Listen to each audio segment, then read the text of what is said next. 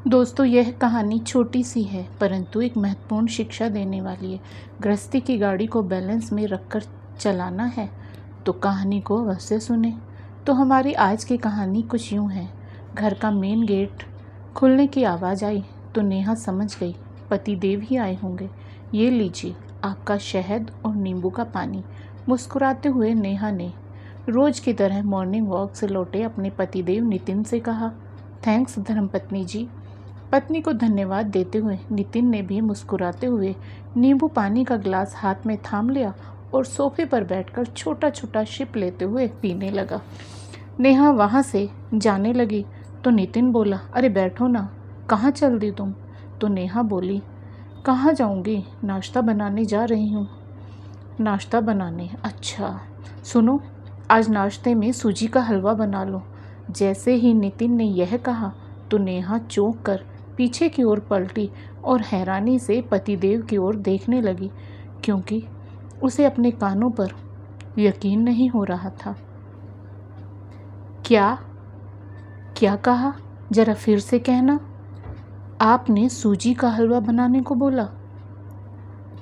Mister Nitin, जहाँ तक मुझे पता है आपको तो सूजी का हलवा कभी भी पसंद नहीं था, तो फिर आज कैसे? आप कब से सूजी का हलवा खाने लगे? हाँ, तुम ठीक कह रही हो डियर। सचमुच मुझे पसंद तो नहीं था कभी सूजी का हलवा, लेकिन जब से इंदिरा भाभी के यहाँ सूजी का हलवा खाया है तब से मुझे भी अच्छा लगने लगा है। अच्छा जी, चलिए, देर आए दुरुस्त आए। यह कहकर मुस्कुराते हुए नेहा रसोई घर की ओर बढ़ गई। कुछ ही देर में कढ़ाई में सूजी भूनी जाने लगी और उसकी खुशबू घर और बाहर पूरे में फैल गई। ऐसा हो ही नहीं सकता कि सूजी देसी घी में भुने और उसकी खुशबू ना फैले। ऊपर से इलायची डाली हुई खांड की चाशनी। अभी नेहा ने हलवा तैयार किया ही था कि पड़ोस में रहने वाली इंदिरा भाभी वहां आ पहुंची, मानो उन्हें हलवे की खुशबू खींच लाई हो। दरवाजे पर इंदिरा भाभी को देखकर नेहा उनका स्वागत करते हुए बोली, अरे इंदिरा भाभी, आप आइए आइए आइए ना, एकदम सही समय पर आई हैं आप। देखिए, मैंने भी आज सूजी का हलवा बनाया है। लीजिए, चखकर बताइए कि आपके द्वारा बनाए हुए हलवे जैसा स्वादिष्ट बना है या नहीं। क्या मेरे द्वारा बनाए हलवे जैसा स्वादिष्ट? इंदिरा भाभी ने हैरान होते हुए नेहा से उल्टा सवाल किया। अरे सुबह सुबह मैं ही मिली क्या तुम्हें मजाक उड़ाने के लिए? मैंने तो अपनी ज़िंदगी में कभी सूजी का हलवा नहीं बनाया।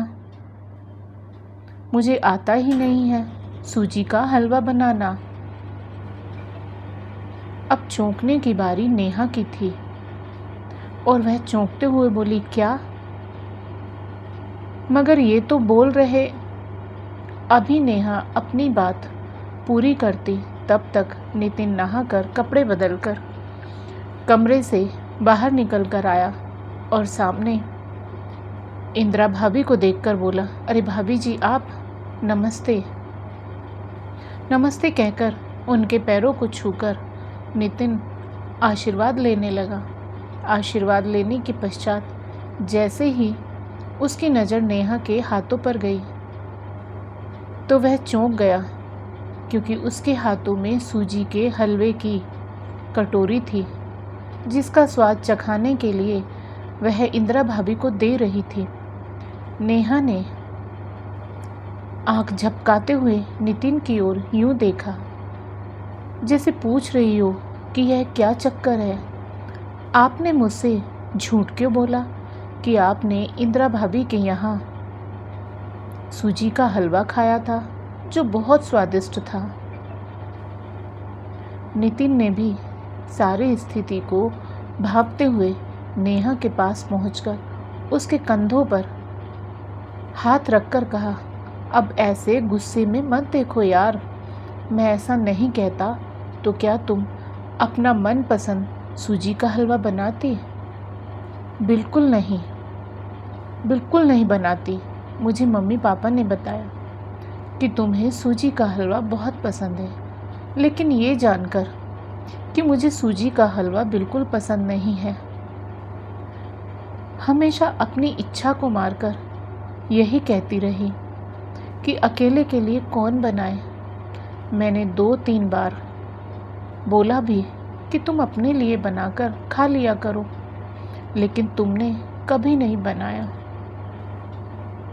इसलिए मैंने यह तरीका अपनाया और देखो, जैसे ही मैंने कहा मुझे सूजी का हलवा बड़ा स्वादिष्ट लगा तो तुमने तुरंत ही बना दिया। आज मैं तुम्हारे साथ हलवा खाऊंगा, कहकर नितिन ने कटोरी में से चम्मच भरकर नेहा के मुंह में डाल दिया और फिर स्वयं के मुंह में चम्मच भरकर डाल लिया और हलवे का स्वाद लेते हुए कहा, यार सचमुच हलवा तो बहुत स्वादिष्ट बना है। ओह सॉरी भाभी जी, आप भी खाकर देखिए ना। अरे नेहा, इंदिरा भाभी के लिए भी तो हलवा लाओ। खाऊंगी, ज़रूर खाऊंगी देवर जी, मगर फ़िलहाल तो मेरा दिल खुशियों से भर दिया तुम दोनों ने।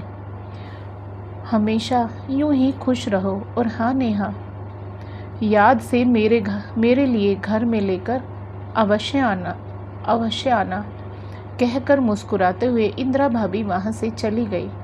उनके चले जाने के बाद नेहा अपनी भीगी हुई पलकों को साफ करते हुए नितिन का हाथ पकड़कर बोली, आपको सूजी का हलवा पसंद नहीं है तो आप मत खाइए, मैं वादा करती हूँ अपने लिए बना लिया करूँगी। मैं मेरे लिए अपना मन मारकर कुछ भी खाने की कोई ज़रूरत नहीं है आपको।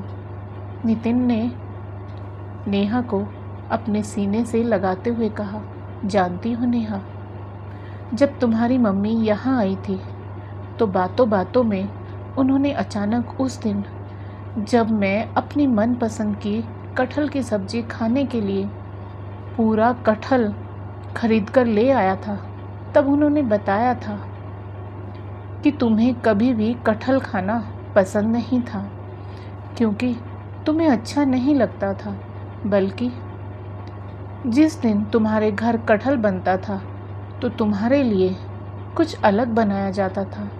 मगर यहाँ आकर जब तुम्हें पता चला मुझे कटहल बेहद पसंद है तो तुमने भी ऐसे जताते हुए खाया जैसे तुम्हें भी कटहल की सब्ज़ी बहुत स्वादिष्ट लगती है।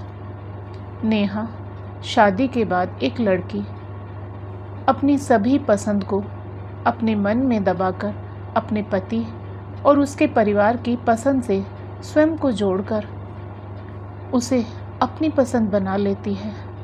तो क्या एक पति अपनी पत्नी के लिए स्वयं को थोड़ा बहुत नहीं बदल सकता है? नेहा, अब तो मैंने सोच लिया है, अब से तुम्हारी तमाम पसंदीदा चीज़ें मेरी भी पसंद बनी रहेंगी और मैं अपने इस वक्तव्य से पीछे नहीं हट सकता। और मैडम, केवल 1 चम्मच से पेट नहीं भरता, जल्दी से थाली भरकर सूजी का हलवा लाओ, बहुत भूख लग रही है, कहकर नितिन मुस्कुरा दिया। तो नेहा भी भीग आई आंखों को पोंछते हुए बोली, सचमुच आज तो मैं भी भरपेट खाऊंगी, मुझे भी बहुत भूख लगी है। थोड़ी देर में दोनों एक दूसरे को प्यार से देखते हुए सूजी के स्वादिष्ट हलवे का मज़ा ले रहे थे। दोस्तों, पति पत्नी जिंदगी की गाड़ी के 2 पहिए होते हैं और इन 2 पहियों में बैलेंस होना अति आवश्यक है, और वो तभी होगा जब प्रत्येक पति पत्नी एक दूसरे की पसंद को अपनी पसंद बना लेंगे, तभी तो जिंदगी की गाड़ी बिना डगमगाए चलेगी। तो दोस्तों, आपको आज की कहानी कैसी लगी? कृपया कमेंट करके अवश्य बताएं और यदि आपको कहानी पसंद आई हो तो कहानी को लाइक करें, शेयर करें और साथ ही एक और कहानी चैनल को सब्सक्राइब करें।